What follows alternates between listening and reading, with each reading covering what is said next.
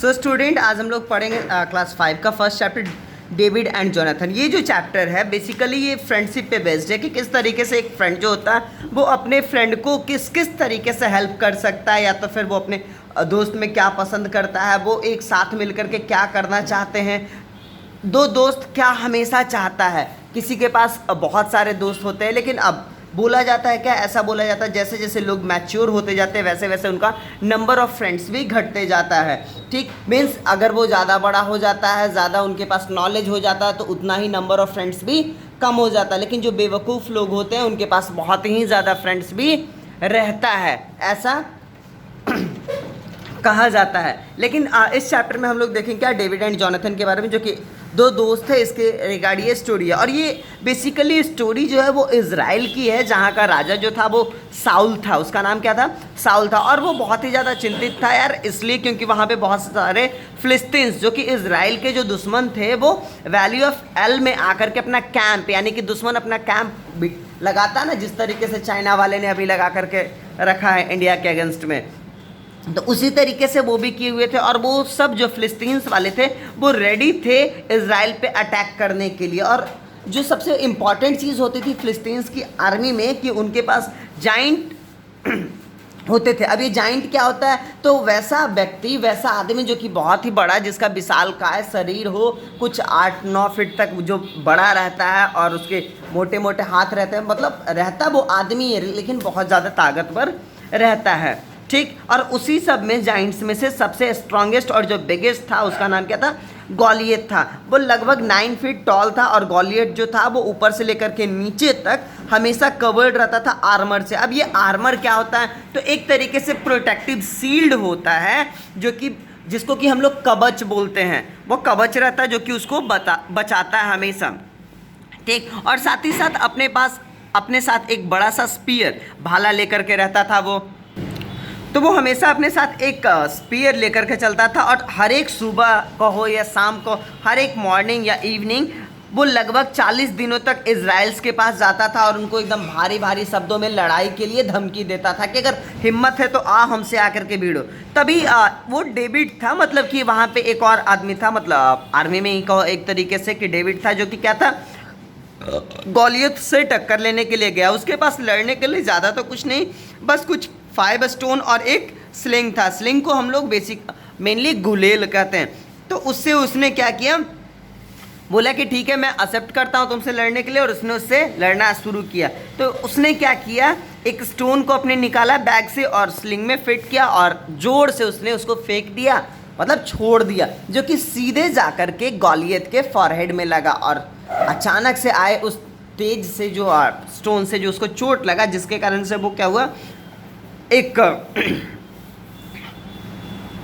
वो अचानक से क्या हुआ उस चीज़ को समझ नहीं पाया और चोट लगने की वजह से वो धड़ाम से गिर गया। और जैसे ही वो अर्थ पे गिरा तो एक थर्ड की आवाज़, मतलब जोर से, बहुत जोर से साउंड प्रोड्यूस हुआ। ठीक, तो जैसे ही लोगों ने देखा, यानी कि फिलिस्तीन्स के जो दूसरे जाइंट्स थे उन लोगों ने देखा क्या कि फिलिस्तीन्स का जो सबसे पावरफुल था, यानी कि जो सबसे पावरफुल गॉलियत था, वो धरती पे गिर गया। तो वो सारे के सारे डर के मारे भाग गए। ठीक, और डेविड जो था अब इज़राइल का हीरो बन गया। क्यों? क्योंकि उसने अकेले ही क्या किया, फिलिस्तीन से इज़राइल को बचा लिया। कैसे बचा लिया? क्योंकि वहाँ का जो सबसे पावरफुल था उसको इसने खुद अकेले ही मार दिया। जब राजा को इसके बारे में, यानी कि जो किंग साउल था उसके बारे में, डेविड के बारे में जब उसको पता चला तो उसने बोला क्या कि ठीक है उसको मेरे पास लेकर के आ, पैलेस में लेकर के आ।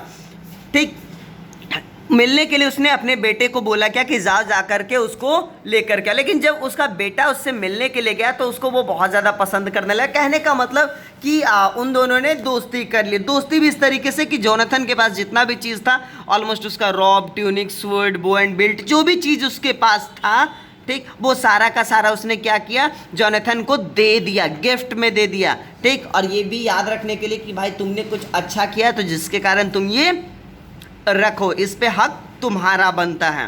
ठीक, रैदर देन बिंग, अभी बोलता है क्या कि कई बार ऐसा होता है कि जो होने वाला राजा रहता है वो अगर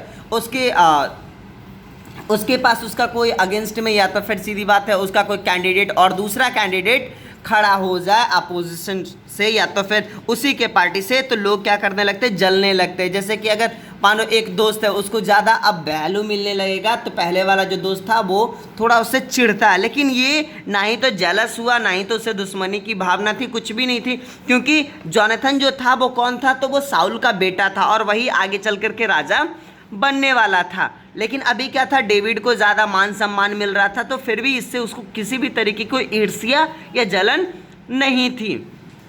ठीक, इससे कहीं ज़्यादा उन दोनों ने मिलकर के एक डील किया। डील ऐसा था कि हम दो दोस्त हैं और दोनों दोस्त जब कभी भी किसी को किसी भी चीज़ की ज़रूरत पड़ेगी तो एक दोस्त दूसरे दोस्त की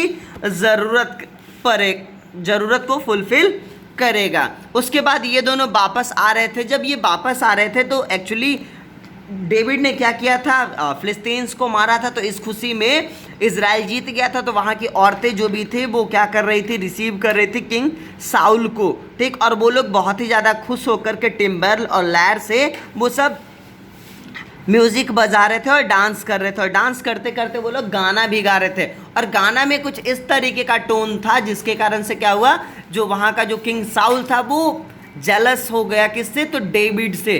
किस लिए जेलस हो गया, क्योंकि वो जो गाना था, गाना कुछ इस तरीके का था कि जैसे Saul has slain his thousands and David his tens of thousand. मतलब कि क्या, साउल ने 1000 मारे लेकिन डेविड ने 10,000 मारे। तो ये कहीं ना कहीं राजा के लिए ये अच्छा चीज़ नहीं था, क्योंकि उसको लग रहा था मेरी प्रजा है और मुझे ही ज़्यादा वैल्यू नहीं दे रहा है, तो जिसके कारण से वो चिढ़ गया। ठीक, जिसके कारण से साउल बहुत ज़्यादा गुस्सा हो गया और इससे वो बहुत ज़्यादा डिस्प्लेस्ड भी हो गया इस महानता के लिए कि हमसे ज़्यादा डेविड को लोग वैल्यू दे रहे हैं। ठीक, और वो ये सोचने लगा कि मुझे बस 1000 और डेविड को 10,000 का उपाधि मिल रहा है, तो वो और ज़्यादा चिढ़ गया। ठीक, उस दिन से उसने क्या किया, डेविड को अपना दुश्मन मान लिया। बेसिकली कहा जाए तो उस पर अपना आँख नज़र रखना शुरू कर दिया। जब डेविड जो था, एक बार की बात है, डेविड क्या कर रहा था, प्लेइंग लैर कर रहा था। साउल के लिए वो क्या कर रहा था, लैर जो म्यूजिकल इंस्ट्रूमेंट था वो बजा रहा था। तभी क्या हुआ, साउल ने एक स्पीयर यानी कि भाला उधर की ओर जिधर डेविड बैठा था उधर 2 बार फेंका, लेकिन दोनों बार डेविड बच गया। तो डेविड को ऐसा रियलाइज़ हुआ क्या कि अब उसको क्या रहना चाहिए, सावधान होकर के रहना चाहिए।